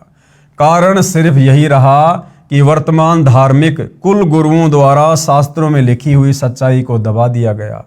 कारण चाहे स्वार्थ हो या ऊपरी दिखावा, जिसके परिणाम स्वरूप आज एक मानव धर्म के 4 धर्म और अन्य संप्रदाय बन चुके हैं, जिसके कारण आपस में मतभेद होना स्वाभाविक ही है। सभी का प्रभु भगवान राम, अल्लाह, रब, गॉड, खुदा, परमेश्वर एक ही है। ये भाषा भिन्न पर्यायवाची शब्द हैं। सभी मानते हैं कि सबका मालिक एक है, लेकिन फिर भी ये अलग अलग धर्म संप्रदाय क्यों? समाधान तथा कारण जानने के लिए कृपया पढ़िए पुस्तक ज्ञान गंगा। ये बात बिल्कुल ठीक है कि सबका मालिक रब, खुदा, अल्लाह, गॉड, राम, परमेश्वर एक ही है, जिसका वास्तविक नाम कबीर है और वह अपने शतलोक शतधाम सचखंड में मानव सदृश स्वरूप में आकार में रहता है। लेकिन अब हिंदू तो कहते हैं कि हमारा राम बड़ा है, मुस्लिम कहते हैं कि हमारा अल्लाह बड़ा है, ईसाई कहते हैं कि हमारा ईसा मसीह बड़ा है और सिख कहते हैं कि हमारे गुरु नानक साहिब जी बड़े हैं। ऐसे कहते हैं जैसे 4 नादान बच्चे कहते हैं कि ये मेरा पापा, दूसरा कहेगा ये मेरा पापा है तेरा नहीं है, तीसरा कहेगा ये तो मेरा पिताजी है जो सबसे बड़ा है, और फिर चौथा कहेगा कि अरे नहीं नादानो, ये है मेरा डैडी है, तुम्हारा नहीं है। जबकि उन चारों का पिता वही एक ही है। इन्हीं नादान बच्चों की तरह आज हमारा मानव समाज लड़ रहा है। कोई कहे हमारा राम बड़ा है, कोई कहे खुदाई रे, कोई कहे ईसा मसीह बड़ा, ये बाटा रहे लगाई रे। जबकि हमारे सभी धार्मिक ग्रंथों व शास्त्रों में उस एक प्रभु मालिक रब खुदा अल्लाह राम साहिब गोड परमेश्वर की प्रत्यक्ष नाम लिखकर महिमा गाई है कि वह एक मालिक प्रभु कबीर साहिब है जो शतलोक में मानव सदृश स्वरूप में आकार में रहता है। वेद, गीता, कुरान, बाइबल जो 3 पुस्तकों तौरात, जबूर तथा इंजिल का संग्रह है, और गुरु ग्रंथ साहिब, ये सब लगभग मिलते जुलते ही हैं। यजुर्वेद के अध्याय 5 के श्लोक नंबर 32 तथा अध्याय 29 मंत्र 25 में, सामवेद के संख्या नंबर 1400-822 में, अर्थर्वेद के कांड नंबर 4 के अनुवाक 1 के श्लोक नंबर 7 में, ऋग्वेद के मंडल नंबर 9 सूक्त 86 मंत्र 26-27, ऋग्वेद मंडल 9 सूक्त 82 मंत्र 1-2-3 में, तथा ऋग्वेद मंडल 9 सूक्त 96 मंत्र 17-18, ऋग्वेद मंडल 9 सूक्त 20 मंत्र 1 में, और अनेकों स्थानों पर कबीर यानी कबीर नाम लिखकर बताया है कि पूर्ण ब्रह्म कबीर कबीर देव है जो शतलोक में आकार में रहता है। गीता जी चारों वेदों का संक्षिप्त सार है। गीता जी भी उसी सतपुरुष पूर्ण ब्रह्म कबीर की तरफ संकेत करती है। गीता जी के अध्याय 15 के श्लोक नंबर 16-17, अध्याय 18 के श्लोक नंबर 46, 62 अध्याय 8 के श्लोक नंबर 8 से 10 तथा 22 में अध्याय 15 के श्लोक नंबर 4 में उसी पूर्ण परमात्मा की भक्ति करने का संकेत किया है। श्री गुरु ग्रंथ साहिब पेज नंबर 24 पर और प्रश्न नंबर 721 तथा 731 पर नाम लिखकर धानक जुलाहा कबीर साहिब की महिमा गाई है। इसी प्रकार कुरान और बाइबल एक ही शास्त्र समझो, दोनों लगभग एक ही संदेश देते हैं कि उस कबीर अल्लाह की महिमा बयान करो जिसकी शक्ति से ये सब सृष्टि चलायमान है। कुरान शरीफ में सूरत फुरकानी नंबर 25 की आयत नंबर 52 से 59 तक में कबीरन, खबीरा, कबीरू आदि शब्द लिखकर उसी एक कबीर अल्लाह की पाकी बयान की हुई है, यानी उनकी महिमा की हुई है कि ए पैगंबर अर्थात मोहम्मद उस कबीर अल्लाह की पाकी बयान करो, यानी उसकी महिमा करो जो 6 दिन में अपनी शक्ति से सृष्टि रचकर 7वें दिन तख्त पर जा बिराजा अर्थात सतलोक में जाकर विश्राम किया। वह अल्लाह प्रभु कबीर है। इसी का प्रमाण बाइबल के अंदर उत्पत्ति ग्रंथ में सृष्टि क्रम में बाइबल के प्रारंभ में ही 7 दिन की रचना में दिया हुआ है। सभी संतों व ग्रंथों का सार यही है कि पूर्ण गुरु जिसके पास तीनों नाम हों और नाम देने का अधिकार भी हो, उनसे नाम लेकर जीव को जन्म मृत्यु रूपी रोग से छुटकारा पाना चाहिए। क्योंकि हमारा उद्देश्य आपको काल की कारागार से छुटवाकर अपने मूल मालिक कबीर देव कबीर साहिब के सतलोक को प्राप्त करवाना है। कबीर देव ने अपनी वाणी में कहा है कि एक जीव को काल साधना से हटाकर पूर्ण गुरु के पास लाकर शत उपदेश दिलाने का पुण्य इतना होता है जितना करोड़ गाय बकरे आदि प्राणियों को कसाई से छुटवाने का होता है। क्योंकि जो अबोध मानव शरीरधारी प्राणी गलत गुरुओं द्वारा बताई गई शास्त्र विरुद्ध साधना से काल के जाल में फंसा कर न जाने कितने दुखदायी 84 लाख योनियों के कष्ट को झेलता रहता है, जब यह जीवात्मा कबीर देव कबीर साहिब की शरण में पूरे गुरु के माध्यम से आ जाती है, नाम से जुड़ जाती है, तो फिर इसका जन्म तथा मृत्यु का कष्ट सदा के लिए समाप्त हो जाता है और शतलोक में वास्तविक परम शांति को प्राप्त करता है। जब तक संसार में रहेगा यहाँ भी कष्टों का निवारण होगा तथा सुखी जीवन जिएगा। भाइयों और बहनों, ये जो कुछ ज्ञान आधारित बातें हैं, जो प्रकरण है, ये सतगुरु रामपाल जी के द्वारा लिखी गई पुस्तकों से, उनके सत्संगों से इन राष्ट्रीय समाज सेवा समिति वालों ने ज्यों का त्यों लेकर यहाँ पर लिख दिया है। अब प्रश्न आता है कि आजकल गुरु ज्यादा से ज्यादा शिष्य बनाकर अपनी योग्यता का प्रमाण दिखाते हैं, अर्थात हर कोई 4 कथा सीख लेता है और कहता है कि मैं भी नाम देता हूं और भोली आत्माओं को काल के जाल में डाल देता है। चूंकि शास्त्रों के विरुद्ध नाम उपदेश देने वाले और जपने वाले सभी निश्चित ही नरक के अधिकारी होंगे और उनको नरक में उल्टा लटकाया जाएगा। ये कथन शास्त्र, गीता, वेद व सर्व ग्रंथ ही बताते हैं। इसी कथन को सिद्ध करने के लिए एक संक्षिप्त कथा बताता हूं। एक समय की बात है कि सभी को पता चला कि राजा परीक्षित को 7वें दिन सर्प डसेगा और उसकी मृत्यु होगी।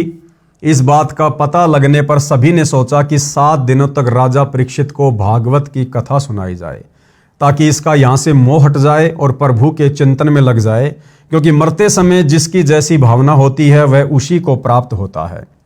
सभी ने कहा कि अति उत्तम है, लेकिन अब कथा करे कौन?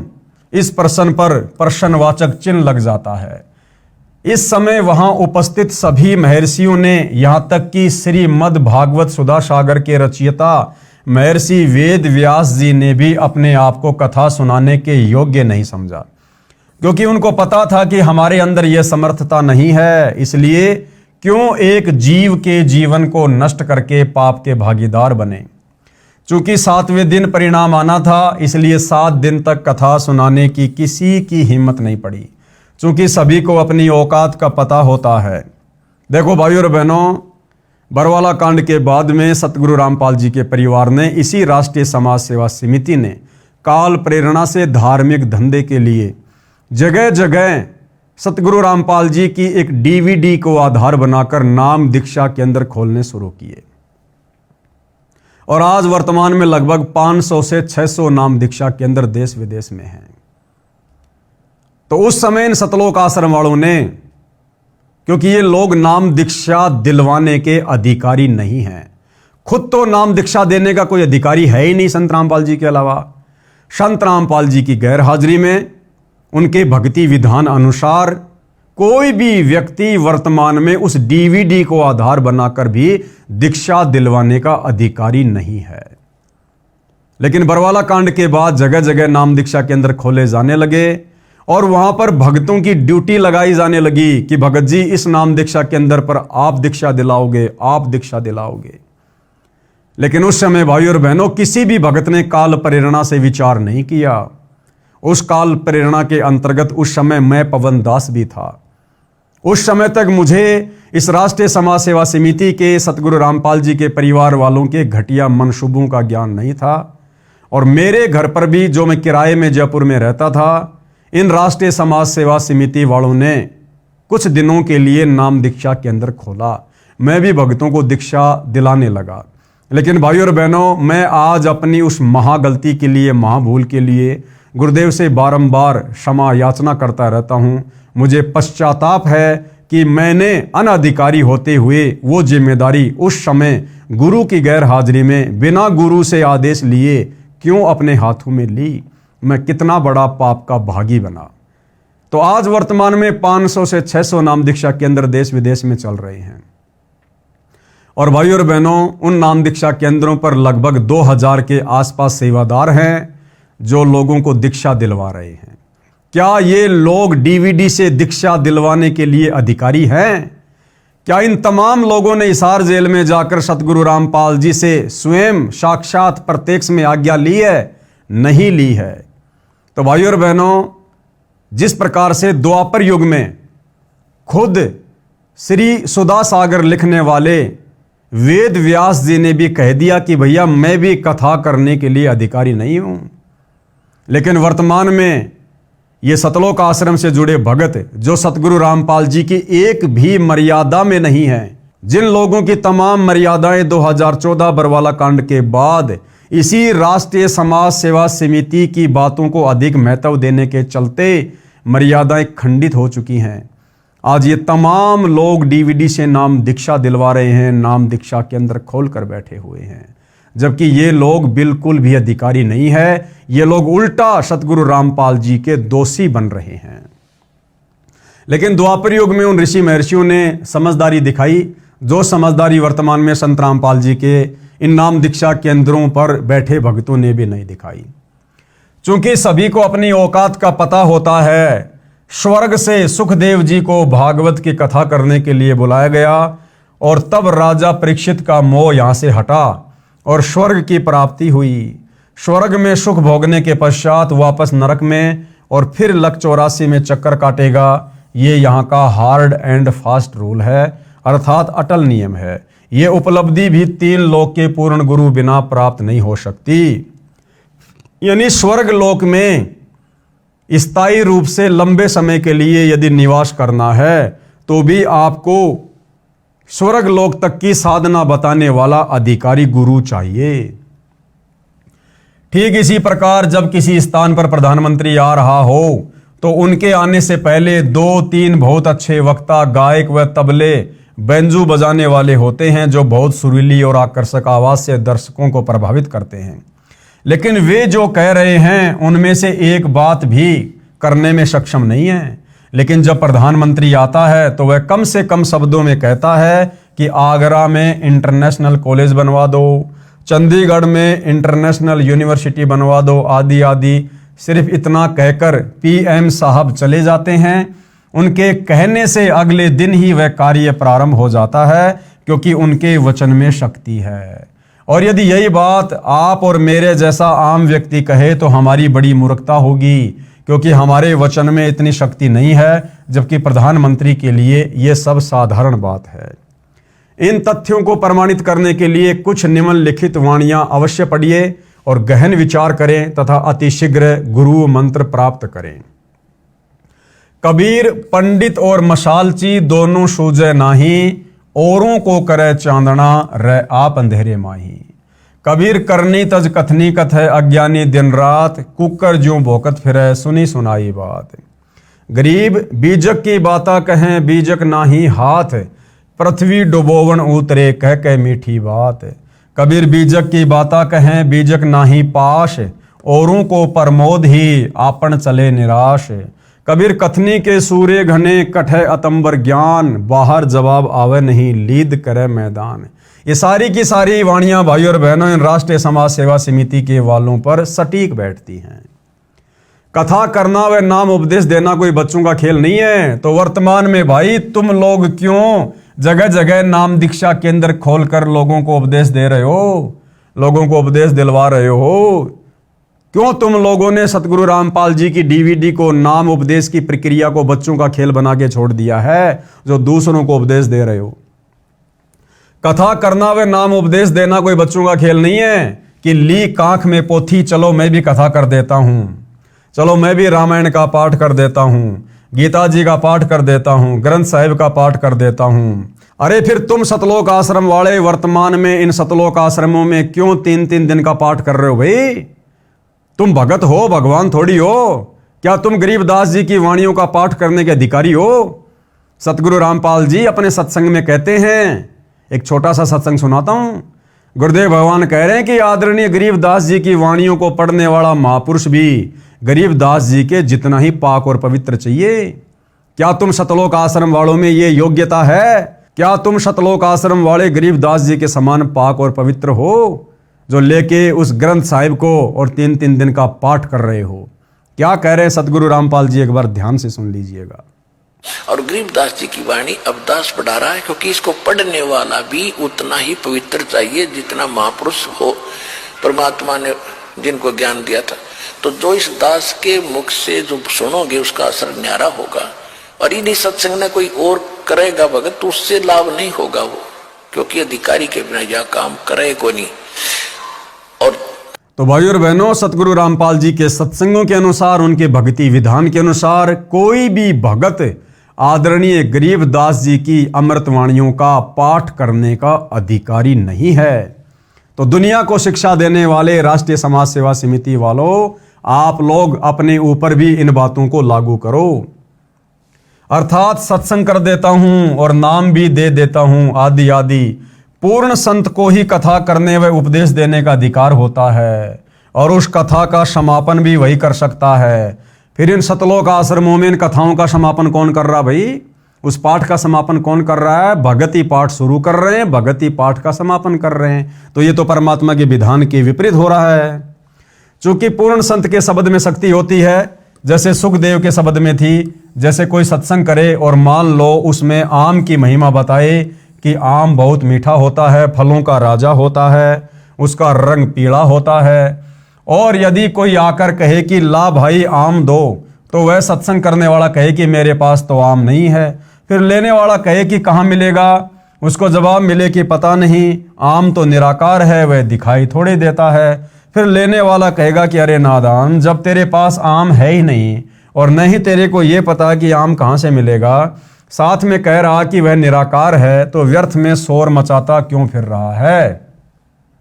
कहने का अभिप्राय यह है कि तत्व ज्ञान रहित व बिना अधिकारी कथा करने वाले और उसके मुख से सुनने वाले सभी नरक के अधिकारी होते हैं।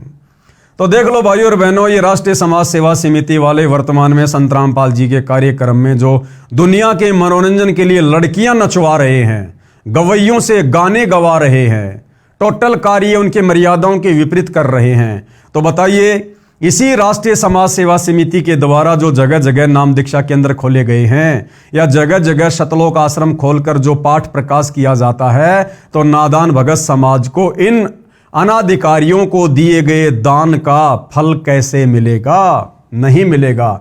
और इसी कारण से वर्तमान में संत रामपाल जी की संगत की दुर्गति हो रही है। यदि कोई व्यक्ति अपने आप ही गुरु बनकर शिष्य बना लेता है तो समझो अपने सिर पर भार चढ़ा लेता है, क्योंकि परमेश्वर का नियम है कि जब तक शिष्य पार नहीं होगा तब तक गुरु को बार बार जन्म लेते रहना पड़ता है। पूर्ण गुरु अधूरे शिष्यों से छुटकारा पाने के लिए ऐसी लीला किया करते हैं, और यही लीला 2014 बरवाला कांड के माध्यम से भाई और बहनों सतगुरु रामपाल जी ने की है।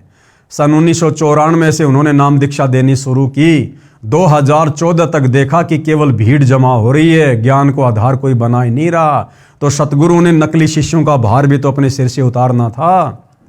तो इधर काल प्रेरणा से इन राष्ट्रीय समाज सेवा समिति वालों ने प्रपंच रचा, बरवाला कांड करवाया, और सतगुरु रामपाल जी ने इसी कांड के माध्यम से चुपचाप होकर अपने भक्तों की परीक्षा भी कर ली, और वर्तमान समय परीक्षा का ही चल रहा है। और हम देख रहे हैं भाई और बहनों, आए दिन ये जो राष्ट्रीय समाज सेवा समिति वाले संत रामपाल जी के बेटा बेटी भाई बंधु रिश्तेदार ये कोऑर्डिनेटर जिस प्रकार से ज्ञान विरुद्ध कुकृत्य कर रहे हैं, स्पष्ट हो रहा है कि धीरे धीरे संगत में छटनी हो रही है, जिससे अज्ञानी शिष्यों को गुरु के प्रति नफरत हो जाती है।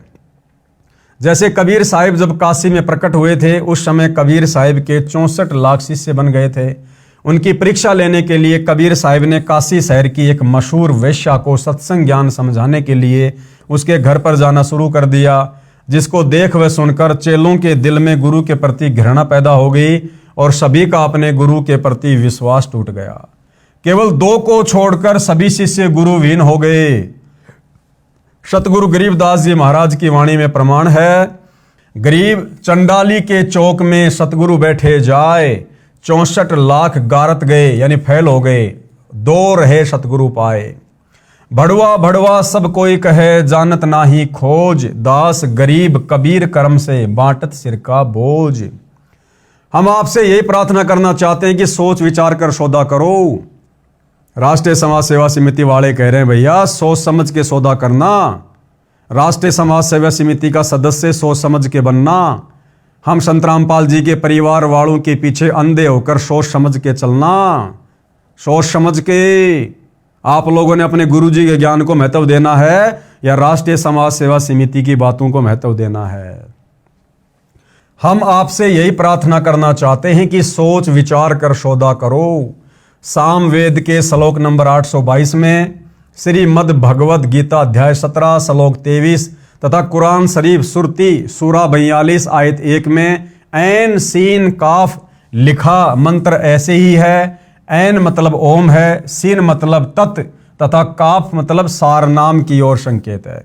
इन ग्रंथों में बताया गया है कि जीव की मुक्ति 3 नामों से होगी। प्रथम ओम, दूसरा है तत् और तीसरा सारनाम जो सांकेतिक भाषा में सत कहा जाता है। ये गीता अध्याय 17 श्लोक 23 में भी प्रमाण है। ओम तत् सत मंत्र पूर्ण परमात्मा की भक्ति का है और श्री गुरु ग्रंथ साहिब में भी इसी का प्रमाण है। अग्नि पवन जमी ते पानी 3 नाम के दाशा, 3 नाम जपने का संकेत मिल रहा है। सतनाम सतनाम कोई जाप करने का नहीं है। यानी जो सिख भाई सतनाम वाहिगुरु का रट्टा लगाते रहते हैं, तो सतनाम सतनाम कोई जाप करने का नहीं है। ये तो उस नाम की तरफ संकेत कर रहा है जो एक सच्चा नाम है। इसी तरह ये सार नाम भी जाप करने का नहीं है। ये अन्य मंत्र हैं जो पूर्ण संत देता है, फिर उसका भी जाप करना है। अकेला ओम मंत्र किसी काम का नहीं है। ये तीनों नाम व नाम देने की आज्ञा मुझे मेरे गुरुदेव स्वामी राम देवानंद जी महाराज द्वारा बख्शीश है। क्या कह रहे हैं गुरुदेव?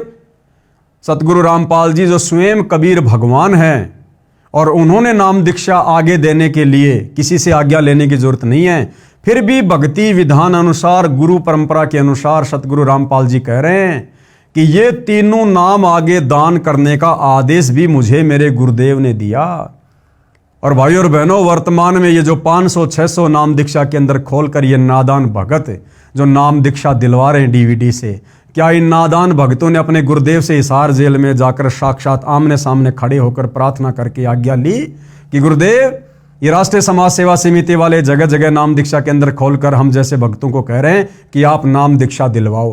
हे गुरुदेव भगवान, आप जी के क्या आदेश हैं? क्या दास ये नाम दीक्षा दिलवा सकता है?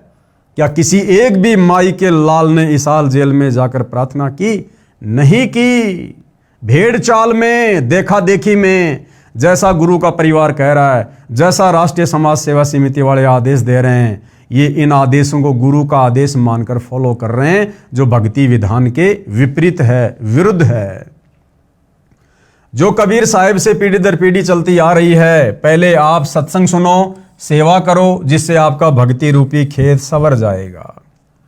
कबीर मानुष जन्म पाए कर नहीं रटे हरि नाम, जैसे कुआ जल बिना खुदवाया किस काम। कबीर एक हरि के नाम बिना ये राजा ऋषभ हो, और माटी ढोवे कुम्हार की घास न डाले को। इसके पश्चात अपने सवरे हुए खेत में बीज बोना होगा। यानी पहले अच्छे से संत रामपाल जी के सत्संग सुनो, 1 महीना, 2 महीना, 3 महीना, 6 महीना। जब आपको सत्संग अच्छे से समझ में आ जाए, तमाम प्रकार की नियम और मर्यादा निभाने में अपने आप को सक्षम समझ लो, उसके बाद आप नाम दीक्षा लो। जल्दबाजी में नाम दीक्षा लेना मूर्खता है। इसके पश्चात सवरे हुए खेत में बीज बोना होगा। यानी ज्ञान को अच्छे से समझकर फिर नाम दीक्षा रूपी बीज बोना चाहिए। शास्त्रों यानी कबीर साहिब की वाणी, वेद, गीता, पुराण, कुरान, धर्मदास साहिब आदि संतों की वाणी के अध्ययन से मुक्ति नहीं होगी। यानी केवल शास्त्रों को पढ़ने मात्र से, कबीर जी की वाणियां पढ़ने मात्र से मुक्ति नहीं होगी। इन सभी शास्त्रों का एक ही सार यानी निचोड़ है कि पूर्ण मुक्ति के लिए पूर्ण परमात्मा कबीर साहिब के प्रतिनिधि संत, जिनको उनके गुरु द्वारा नाम देने की आज्ञा भी हो, उनसे नाम उपदेश लेकर आत्म कल्याण करवाना चाहिए। यदि नाम नहीं लिया तो क्या होगा? नाम बिना सूना नगर, सूना नगर यानी ये शरीर सोना रहेगा। पड़या सकल में भोर, लूट ने लूटी बंदगी, हो गया हंसा भोर। अदली आरती अदल अजूनी, नाम बिना है काया सूनी। झूठी काया खाल लुहारा, इंगला पिंगला सुषमन द्वारा। कृतग्नि भूले नर लोई, जागट निश्चय नाम न होई। सो नर कीट पतंग भुजंगा, 84 में धर है अंगा। अब नाम दीक्षा भी भाइयों और बहनों अधिकारी गुरु से ही लेनी होगी, अनधिकारी से लेने से बात नहीं बनेगी। जिस प्रकार जगह जगह नाम दीक्षा के अंदर खोलकर सतगुरु रामपाल जी के नाम की आड़ में शतलोक आश्रम वाले वर्तमान में अपना धार्मिक धंधा चला रहे हैं, तो जब तक सतगुरु रामपाल जी सार जेल से बाहर नहीं आ जाते हैं, तब तक हमने उनके सत्संगों को अच्छे से समझना चाहिए। और सत्संगों को सुनना भी सतगुरु रामपाल जी ने बताया एक प्रकार से मंत्र जाप करने का ही फल मिलता है, यानी सुमरण के जितना ही फल मिलता है। यदि बीज नहीं बीजा तो आत्मा रूपी खेत की गुड़ाई अर्थात तैयारी करना व्यर्थ हुआ। कहने का अभिप्राय यह है कि इनसे आपको ज्ञान होगा जो कि आवश्यक है, परंतु पूर्ण गुरु द्वारा नाम उपदेश लेना अर्थात बीज बीजना भी अति आवश्यक है। नाम भी वही जपना होगा जो कि गुरु नानक साहिब ने जपा, गरीबदास साहिब ने जपा, धर्मदास साहिब आदि संतों ने जपा। इसके अतिरिक्त अन्य नामों से जीव की मुक्ति नहीं होगी। इसलिए आप सभी ने नाम उपदेश लेकर अपना भक्ति रूपी धन जोड़ना प्रारंभ करना चाहिए और अन्य सभी को भी बताना चाहिए। जितना जल्दी हो सके उतना जल्दी, चूंकि न जाने कब और किस समय इस शरीर का पूरा होने का समय आ जाए। गुरु नानक देव जी भी कहते हैं, ना जाने काल की कर डारे, किस विधि डल जा पासावे, जिना दे सिरते मौत खुड़क दी, उन्हानू केड़ा हंसावे। कबीर साहिब जी भी कहते हैं, कबीर श्वास श्वास में नाम जपो, व्यर्था श्वास मत खोए, न जाने इस श्वास का आवरण हो के ना होए। सतगुरु सोई जो सार नाम दरडावे, और गुरु कोई काम न आवे, सार नाम बिन पुरुष द्रोही। अर्थात जो गुरु सार नाम व सार शब्द नहीं देता है, या उसको अपने गुरु द्वारा नाम देने का अधिकार यानी आज्ञा नहीं है, अर्थात शास्त्रों के अध्ययन से यदि कोई मनमुखी गुरु ये नाम भी देता है, तो भी वह गुरु और उनके शिष्यों को नरक में डाला जाएगा। वह गुरु भगवान का दुश्मन है, विद्रोही है, उसे भगवान के दरबार में उल्टा लटकाया जाएगा। अब भगत समाज में नकली गुरुओं संतों द्वारा एक गलत धारणा फैला रखी है कि एक बार गुरु धारण करने के पश्चात दूसरा गुरु नहीं बदलना चाहिए। जरा विचार करके देखो कि गुरु हमारे जन्म मृत्यु रूपी रोग को काटने वाला वैद्य होता है। यदि एक वैद्य से हमारा रोग नहीं कटता है तो हम दूसरे अच्छे वैद्य डॉक्टर के पास जाएंगे, जिससे हमारा जानलेवा रोग ठीक हो सके। जैसे धर्मदास साहिब के पहले गुरु श्री रूपदास जी थे, लेकिन जब धर्मदास जी को पता लगा कि ये गुरु पूर्ण मुक्तिदाता नहीं है, तो तुरंत त्याग कर पूर्ण ब्रह्म परमेश्वर सत्य पुरुष कबीर साहिब को अपना गुरु बनाया और पूर्ण मोक्ष सत्यलोक में प्राप्त किया। ठीक इसी प्रकार अधूरे गुरु को तुरंत त्याग देना चाहिए। झूठे गुरु के पक्ष को तजत न कीजिए वारी, गरीब बिन उपदेश अचंभ है, क्यों जीवित है प्राण, बिन भक्ति कहाँ ठोर है नर नाही पाषाण। गरीब एक हरि के नाम बिना नारी कुतिया हो, गली गली भोकत फिरे टूक न डाले कोई। गरीब बीबी पड़दे रहे थी ड्योडी लगती बार, गात उगाड़े फिरती है बन कुतिया बाजार। गरीब नक बेसर नक से बनी पहरत हार हमेल, सुंदरी से सुनही यानी कुतिया बनी सुन साहिब के खेल। कबीर हरि के नाम बिना राजा ऋषभ हो, माटी लदे कुम्हार के घास न डाले कोई। कबीर राम कृष्ण से कौन बड़ा, उन्हों भी गुरु कीन, तीन लोक के वे धनी गुरु आगे अधीन। कबीर गर्भ योगेश्वर गुरु बिना, लाग्या हरि की सेव, कहे कबीर स्वर्ग से फेर दिया सुखदेव। कबीर राजा जनक से नाम ले, कीनी हरि की सेव, कहे कबीर बैकुंठ में उल्ट मिले सुखदेव। कबीर सतगुरु के उपदेश का लाया एक विचार, जय सतगुरु मिलते नहीं जाता नरक द्वार। कबीर नरक द्वार में दूत सब करते खेचातान, उनते कभू न छूटता फिर फिरता चारों खान। कबीर चार खाने में भरमता, कभू न लगता पार, सो फेरा सब मिट गया सतगुरु के उपकार। कबीर सात समुद्र की मसी करूं, लेखनी करूं बनराय, धरती का कागज करूं, गुरु गुण लिखा न जाए। कबीर गुरु बड़े गोविंद से मन में देख विचार, हरि सुमरे सो रह गए गुरु भजे हुए पार। कबीर गुरु गोविंद दोनों खड़े काके लागू पाए, बलिहारी गुरु आपने जिन गोविंद दिया मिलाए। कबीर हरि के रूठत्या गुरु की शरण में जाए, कबीर गुरु जय रूठ गया फिर हरि नहीं होत सहाय। अब आगे भाई और बहनों, नाम कौन से राम का जपना है? दशरथ पुत्र श्री रामचंद्र जी का राम राम राम राम ये नाम जपना है, या फिर राम राम सब जगत बखाने, आदि राम कोई बिरला जाने, जो सबसे पहले वाला राम है जिसने सृष्टि को रचा है, कबीर राम, क्या उनका नाम जपना है? उनका नाम जपना है तो उनका नाम कौन सा है? उस नाम का प्रमाण कहाँ है? वो नाम किन किन महापुरुषों ने आज से पहले जपा है? क्या उस नाम के जपने से किसी को मुक्ति भी प्राप्त हुई है? और वर्तमान में वो राम का नाम देने का अधिकारी गुरु कौन है? तो भाइयों और बहनों, इन तमाम प्रकार की बातों के ऊपर हम अगले वीडियो में चर्चा करेंगे। और इस पुस्तक के ऊपर, जिसका नाम है मानवता का गिरता हास तथा विकास, इसके ऊपर लगभग 5 से 7 वीडियो बनेंगे। आप और हमने भाई और बहनों इस पुस्तक को पढ़कर अध्यात्म में निष्कर्ष निकालना है, ताकि भाई और बहनों गुरु की गैर हाजिरी में, या जब कल को गुरुदेव भगवान सतलोक वापस चले जाएंगे, उस समय ये भगत समाज किसी के भी बहकाव में आकर धोखे में ना आ जाए और अपना जीवन बर्बाद ना कर ले। उसके लिए परमात्मा वर्तमान में आप और हमारे जैसे तुच्छ जीवों के माध्यम से इन पुस्तकों के ऊपर वीडियो बनवाकर सद्बुद्धि देकर निष्कर्ष निकलवा रहे हैं। तो वर्तमान में आप और हम भगत भाई बहनों ने भी हिसार जेल में बैठे हुए परम पूज्य गुरुदेव भगवान की गैर हाजिरी में हर प्रकार से सोच समझ कर विचार करके आप और हमने भक्ति मार्ग पर फूंक फूंक के कदम आगे रखना है और अपने अन्य भगत भाई बहनों को भी ये जानकारी उपलब्ध हो, उसके लिए इन वीडियो को हमने ज़्यादा से ज़्यादा आगे भी फैलाना है। तो भाई और बहनों, आज के वीडियो में केवल इतना ही। फिर परमेश्वर दया करेंगे, सेवा में आप सबके समक्ष हाजिर होंगे, उपस्थित होंगे। तब तक गुरुदेव भगवान हम सबको आज्ञा दे, आशीर्वाद दे, हमारा मार्गदर्शन करे। बंदी छोड़ सतगुरु रामपाल जी परमेश्वर जी की जय हो।